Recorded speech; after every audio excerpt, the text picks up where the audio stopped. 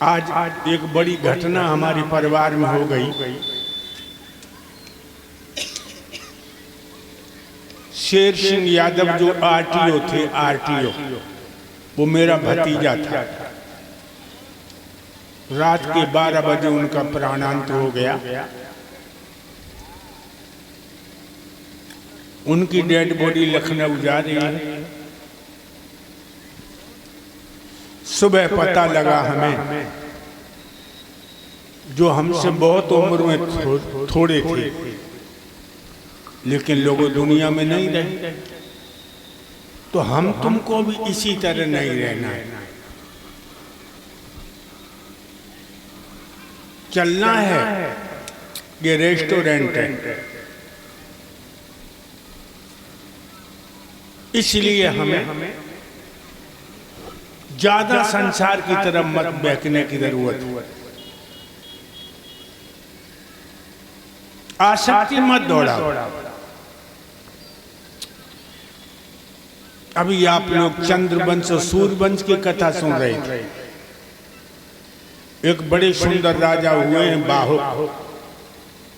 उनके बेटे के नाम है उग्रसेन, जो मथुरा के राजा हैं। उग्रसेन की प्राण प्यारी दुल्हन का नाम है पवन रेखा, जो सतियों में लेखी जाती है। भक्तों, पवन रेखा बहुत सुंदर है,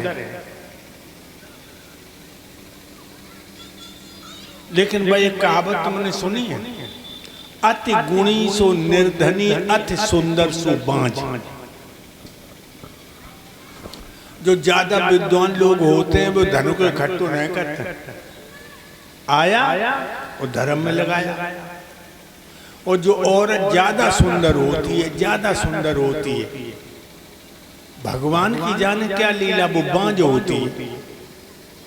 रानी पवन रेखा कोई संतान नहीं हुई, लेकिन राजा ने अपनी प्राण प्यारी के दिल को ना दुखाओ कि तू बांझ है, तेरे कोई औलाद नहीं, तूने मेरे दीपक का सत्यानाश कर दिया, ऐसी बातें नहीं करी। तो भक्तों जानते, घर तो वो स्वर्ग है जब घर में पति पत्नी को घर की लक्ष्मी माने, और पत्नी पति को परमेश्वर। बहनाओं, बड़े ध्यान से सुनना, जो औरत अपने पति में भगवान को देखत है, तो पति के प्रसाद स्वर्ग मिले ऐसी नारी को।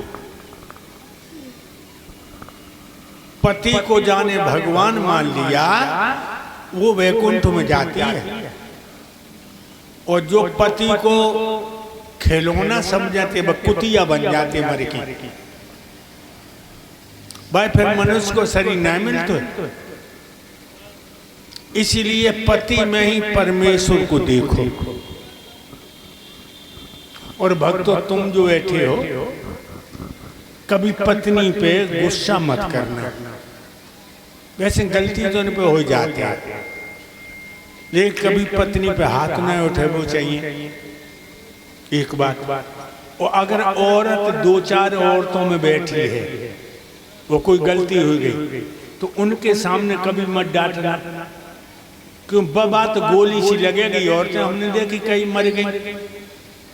औरतों के सामने पति ने गाली फाली दे दी, उनने फांसी लगा ली। इसीलिए कभी पत्नी को अपमानित मत करना। हम देखते हैं लोग बहुत बहुत बुरी तरह मारू करते हैं। एक गांव में वही भागवत है रे, सुबह हम लोटा लेके निकले बाहर के लिए, अरे दैया एक आदमी वही औरत को मारे। वो मारे कैसे? जैसे घोड़ी के पांव बांध ले जाते हैं, घोड़ी के तैसे पांव बांधे और दे लाठी लगो। बच्चे लाए, कोई बचाने ना आया। तू लड़का चिमटा बजा रहे हो, हमारे संग रहे। हमने जब कहीं लला ले लोटा ले ले, हम बचा ले, कसाई मारी डाल रहा। जाने का गुरु जी ढिंगा न जाइए, गुस्सा में है, तुम्हारी लाठी मार दी। हम हमें नहीं मानने लगे। लोटा दे अंदर गए, मैंने कहा ऐसे कसाई भी अपने में छुरी नहीं धर रहा जैसे तू मार रहा है। आज सोईबा ने लाठी फेंक दी। ये बोलो गुरु जी जब बात नहीं मानते, हमने कही तेरी तो एक ही नाम मानते कबो कबो हमारी दो में तो एक नहीं मानती। पत्नी पे हाथ मत उठाना। एक तुम्हें बड़ा सुंदर गीत सुनाए, बहुत अच्छा गीत।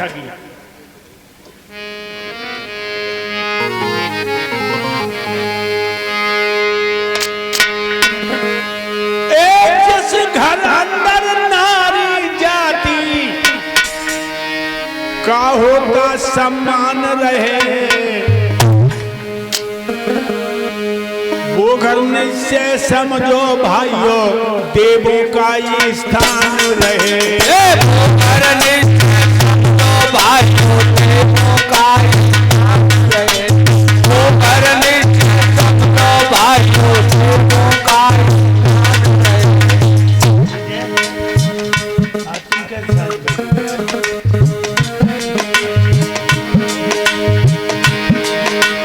पत्नी जा खुश हो करके में मौत मनाती,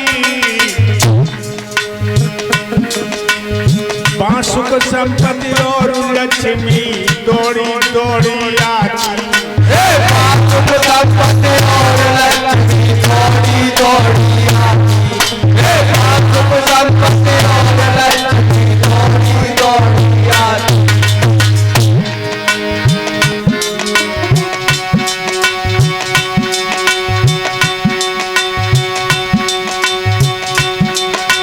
गरीबी और कंगाली यदि कर्मानुसार आ जाती,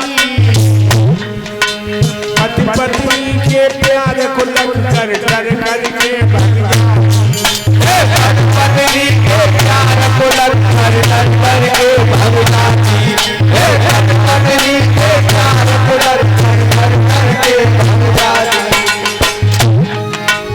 अन्न वस्त्र बल बुद्धि की उस जगह न बिल्कुल हान रहे। वो घर निश्चय समझो भाइयों देवों का स्थान रहे। वो घर निश्चय समझो भाइयों देवों का। नारसी पूजनते तत्र रमन्ते देवता। जब घर में पति औरत को आदर करते, हम देखते बहुत से तू ज्यादा करते, तूने ये नहीं किया, तूने नहीं, ऐसे नहीं बोलना चाहिए। मीठी वाणी में बोलो तो तुम्हारी पत्नी का कलेजा ठंडा हो जाए। पत्नी जहाँ खुश होकर के मन में मोद मनाती, बां सुख संपत्ति और लक्ष्मी दौड़ी दौड़ी आती। गंगा जी और गरीबी अगर घर में है और पति पत्नी के मन एक है, विचार एक है, आत्मा एक है, थोड़े दिन में घर में तो गरीबी भाग जाती है। अन्न वस्त्र बल बुद्धि की उस जगह में बिल्कुल हान रहे। और जिस घर अंदर नारी जाति का होता सम्मान। ध्यान रखो लोगों, भागवत सुनना आयो, आला ढोला ना है, भागवत सुनना आयो। रानी पवन रेखा पतिव्रता है, और जो पतिव्रताएं होती हैं वो पराये पुरुष को भैया के समान, बेटा के समान, पिता के समान देखती हैं पतिव्रताएं।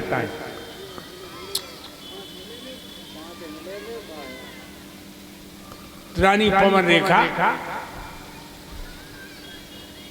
मासिक धर्म से निवृत्त हुई, स्नान करके कपड़े बदले, 16 श्रृंगार करके आंगन में बैठ गई। बहनाओ